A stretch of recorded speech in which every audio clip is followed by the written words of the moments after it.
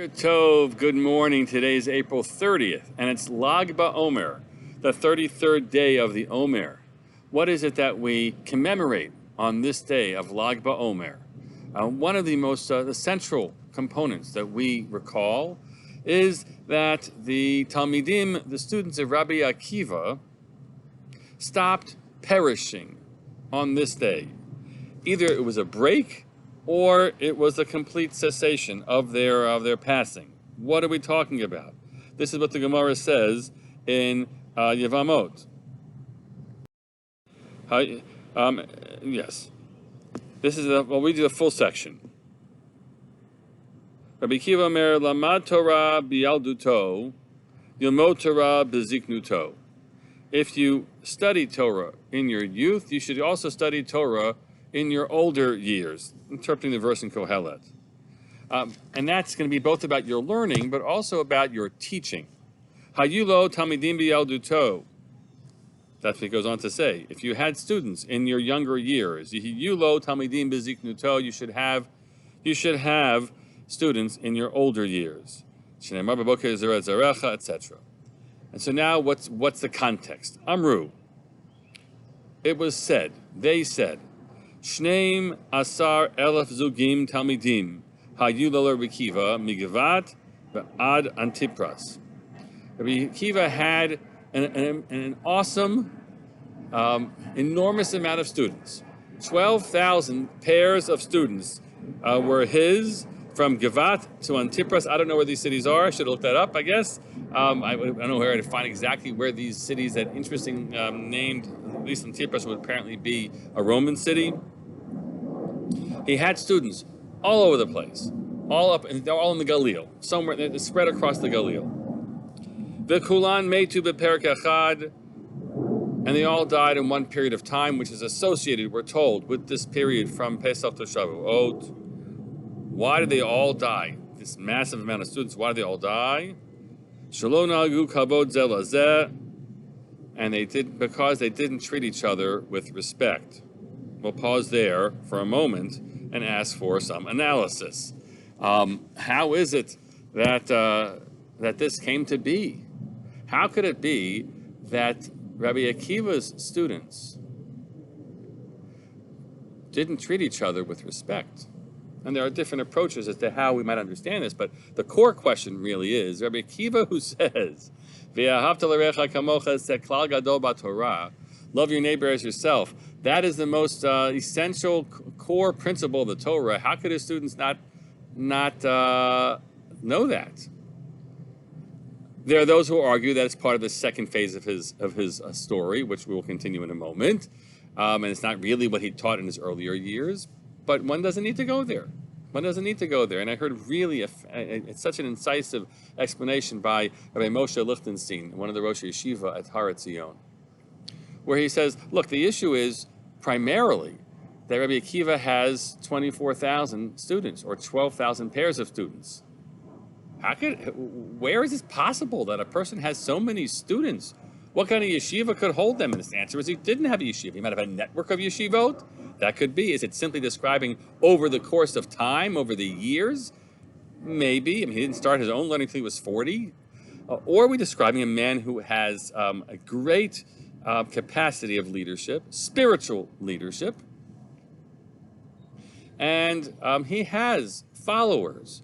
We're going to put aside the Bar Kokhba rebellion opinion for this year. We'll look at another year. He has followers. He has basically Hasidim. We call them Talmidim. We call them students, but they're pretty much his followers, Hasidim followers. And they don't really have access to to his real Torah, because there's so many of them. And his reach is so broad, there really isn't a connection with his students that really teaches them anything about his values in the end really are. Because he's spread out and the numbers are so high. And so, whatever to make of this horrifying story, that they all die at this period of time because they treat each other so poorly, they didn't see the value in the other, as some will seek to describe it. They have strongly entrenched idealistic feelings and they don't know how to negotiate with another, and they just come to delegitimize them. Issues that we are facing in Israel and in this country in a terrible way. So they all perish, as if God punishes them. And the Gemara goes on to say that that's a second phase for Rabbi Akiva. V'haya ha'olam shamem, the whole world, when this happened, it's such a destructive force. The world was desolate of Torah. Ad sheba Rabbi Akiva, Eitza Rabbeinu sheba darom, until Rabbi Akiva came to our teachers who were in the south. This was up in the Galillee, this first part of the story. V'shan'a lahem, and he taught them. Were they already Rabboteinu, or the ones that we know of? Who were they? Rabbi Meir, Rabbi Yehuda, Rabbi Yossi, Rabbi Shimon, Rabbi Elazar ben Shamua. These are Gedolei Torah of the next generation. He taught them. V'heim ha'emidu Torah ota sha'ah. And they taught the Torah at that point in time. That's fascinating. And the application is how to read the pasuk that you should the baboker zarat zarecha. In the morning you should plant your seeds. But in the evening you shouldn't let your hand go weak, because you never know whether all those seeds that you planted are going to end up going for nothing, as were the students of Rabbi Akiva, and whether or not the work that you do in your later years can still have impact, and perhaps the most profound impact. And as Moshe Lichtenstein went on to describe this, what Rabbi Akiva realized was that this mass reach that I had with others, that they never got me, they never understood my values. I failed to be able to impart the essence of what my Torah really was to all of them. And so instead, it's a small group, 5 students who changed the world. 5 students who changed the world. We live in this time, a strange time, when everyone is able to access some wonderful Gedolei Torah and great minds and teachers all over the place. And this is an opportunity we should never want to let go of, because we can reach all of them and hear from them so much. And I've taken advantage of it. I heard this shiur by listening in on a recording that was made by Yeshivat Har Etzion, so I could hear Rabbi Moshe Lichtenstein teach it. But somehow, somewhere, the message is, in all of this, chas v'shalom, we shouldn't be led to dispute and then to tragedy because of it.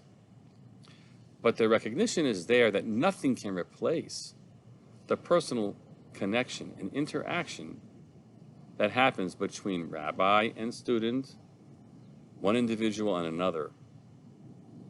If you're dealing with the distance components, and you can have a broad reach,